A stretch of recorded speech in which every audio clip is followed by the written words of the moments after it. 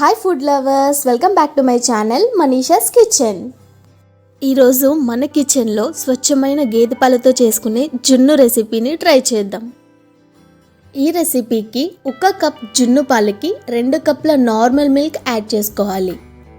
ఒకవేళ అదే జున్ను పాలు 2-3 డేస్ తర్వాత తీసినవి అయితే 1 కప్ జున్ను పాలకి 1 కప్ నార్మల్ మిల్క్ మాత్రమే యాడ్ చేసుకోవాలి. ఇప్పుడు వీటిలోకి తురుముకున్న బెల్లం యాడ్ చేసుకొని స్వీట్నెస్ చెక్ చేసుకోండి. బెల్లంతో పాటు షుగర్ కూడా యాడ్ చేసుకోవచ్చు, మీ ఇష్టం. బెల్లం బాగా కరిగిన తర్వాత పాలని వేరే బౌల్లోకి వడకట్టుకోవాలి. బెల్లంలో ఏమైనా డస్ట్ ఉంటే వచ్చేస్తుంది.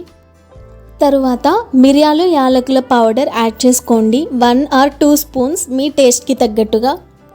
ఇప్పుడు జున్ను పాలని ఉడికించుకోవడానికి ఒక పెద్ద గిన్నె తీసుకొని అందులో ఒక స్టాండ్ పెట్టుకొని కొంచెం వాటర్ వేసుకొని ప్రీహీట్ చేయండి.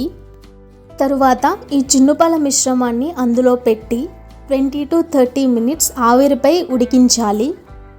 మనం రెడీ చేసుకున్న జున్ను పర్ఫెక్ట్గా ఉడికిందో లేదో తెలుసుకోవాలంటే ఒక స్పూన్ కానీ నైఫ్ కానీ తీసుకొని ఒకసారి అందులో గుచ్చి చూడండి. నైఫ్కి ఏమన్నా అంటుకొని ఉంటే ఇంకా ఉడకాలి అని అర్థం, ఏమీ అంటుకోకపోతే పర్ఫెక్ట్గా కుక్ అయిందని అర్థం. ఇప్పుడు మనం ప్రిపేర్ చేసుకున్న జున్ను అయితే పర్ఫెక్ట్గా కుక్ అయింది. చూసారుగా ఎంత చక్కగా కనిపిస్తుందో.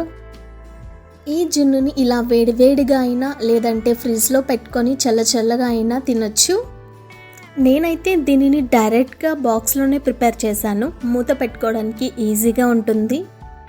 రూమ్ టెంపరేచర్ వచ్చేంత వరకు వెయిట్ చేసి తర్వాత ఫ్రిడ్జ్లో పెట్టి చల్లగా చిల్ అవుతూ జున్నుని ఎంజాయ్ చేస్తూ తినడమే ఆలస్యం. వింటుంటేనే నోరు ఊరుతుంది కదా. మరి ఈ రెసిపీ మీకు నచ్చిందా? నచ్చినట్లయితే లైక్ చేసి షేర్ చేసి సబ్స్క్రైబ్ చేయండి. Thank you, bye.